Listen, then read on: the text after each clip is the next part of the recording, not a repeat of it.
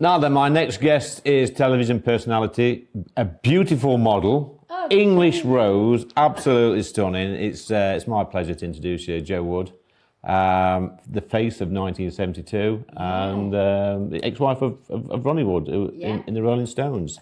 Things have changed over the past 50 years. I say the face of 72. I was 5 years old then, and things have certainly changed over the past 50-odd years, Jo. Yeah. A model at that age, got the world No, at you. 16. You're 16. Things have changed since then. I mean, what was it like at that? I mean, it was brilliant for music. It was, London was swinging. It was absolutely brilliant in them days. I wish I'd have been a little bit older. It must have been fantastic for me. Yeah, I love the 70s. I thought the 70s were great. Yeah. And it was fun because all I ever wanted to be was a model. Yeah. It was just my thing. And so I was a face of 72 just after I left school, because you could leave school at 16. So how did you get spotted as a model? I went to an agency, and then I was doing go-sees, the little young 16-year-old, and I went to see the Sun newspaper, and they picked me as their face of 72. And I went on a programme called Nationwide. Yeah, I can remember that, yeah. Yeah, and they said, what's going to be the look this year, Jo? I thought, the natural look, I said. Yeah, I think we're going to see that look on our screens, Jo, and just to show the viewers what it was like back in your day. It was great. But fast forward a few years, in the 90s, you tell me that you had a bit of a health scare. Yeah. What was all that about? Early 90s, I was diagnosed with, I was misdiagnosed with Crohn's disease and put on steroids. And after 2 years, I was approached by a herbalist doctor who's no longer with us. And he said, come and see me and let's put your body into detox and let's detox your body. So I went to see him, and he really changed my life forever because I became obsessed. He started talking about all the things that were happening with food, processed food, how it affects your body. In that afternoon, he changed my life forever. And I became this organic girl, and I detoxed my body. I actually got ill again, went into hospital, and they found I had a perforated appendix for 2 years. So how do you detox? So give me a simple lesson, Jo, how to detox my body, because I've abused my body over the years with too much of that, I think. No alcohol. To really have a good detox, you've got to be mainly vegetables and a little bit of protein. So he would say I could have fish. No sugar. That was a huge thing back then to him. And no white flour. And nothing processed at all. It sounds like a miserable existence. No, it's great. It's great. How is it great? No sugar, no beer? You can make wonderful food with vegetables and fish and rice and all organic. And I'm sort of still like that today. I mean, I do eat a bit of meat now because if it's grass-fed. But I have a really good diet. Yeah.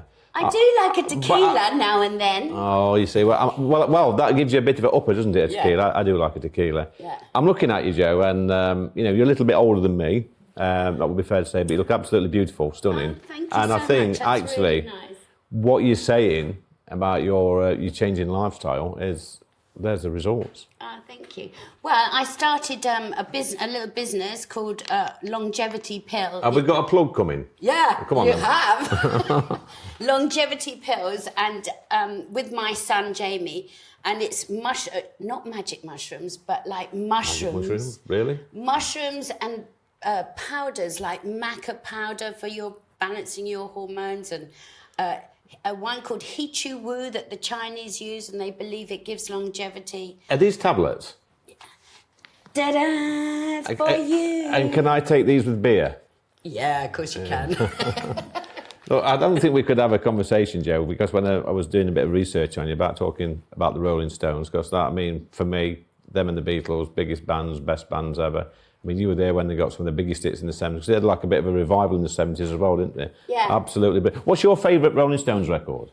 Exile on Main Street. Yeah? I'm Yeah, like I that. love Sympathy for the Devil. Yeah. That song, and Paint It Black. I've got some people in the background here, all nodding their heads of a certain generation. Yeah. So, I also like some of the rare ones, like Stray Cat Blues, things like that. Yeah. But I came along when they first started recording Some Girls. Yeah. So, and we were all sort of new girls into the band. There was Jerry Hall, me, and then Patty came a couple of years later. But so Some Girls, to me, has great memories of going to Paris and being in the recording studio for the first That time must have ever. been amazing. Yeah. What about the concerts? I used to love going on tour. They were, up until 81, Yeah. those 2 tours I did were completely insane. We stayed up days. These boys would stagger onto stage with a bottle of Jack and goodness knows what else. Yeah, none of these. None of these then, no. It was great fun, actually. It was really great fun. And then in 89, Still Wheels tour, Mick changed everything and became more like professional. Yeah. And we all had to behave ourselves a bit So I better. suppose you look at the Rolling Stones now, and especially Mick Jagger, as you just spoke about. I don't think he drinks now, does he? Because he must have burnt the candle at both ends for many Mick years. was always very, very good, you know. Was he? would always. It was Keith and Ronnie that were the crazy ones. Yeah. Yeah. When you say crazy, too much booze and And- fags and And anything, marching powder. marching powder, Columbia Yeah. marching powder. But look at them now. I mean, They're still. I mean, what's Keith? He must be 79. Ronnie 76. Mick 80. Mick just turned 80, and Keith is 80 in December. Who would have believed that? He is. I think Keith Richards is a medical miracle. I mean, he is. When you look at the things he's done over the years, I mean, I think he's brilliant. I could listen to him all day long. I adore Keith. He's an absolutely fantastic man, and he's a very clever loyal as well. friend. He's a loyal friend as well. You Yeah. know, he always makes sure he calls me when they're here, because they're here at the moment. Yeah, they've got a new album coming out, haven't they? No, you see, I think if they stop, what are they going to do? They need to keep carrying on, and I think, you know, they will. But who would have thought, 50, 55 years after the Beatles split up, the Rolling Stones are still going.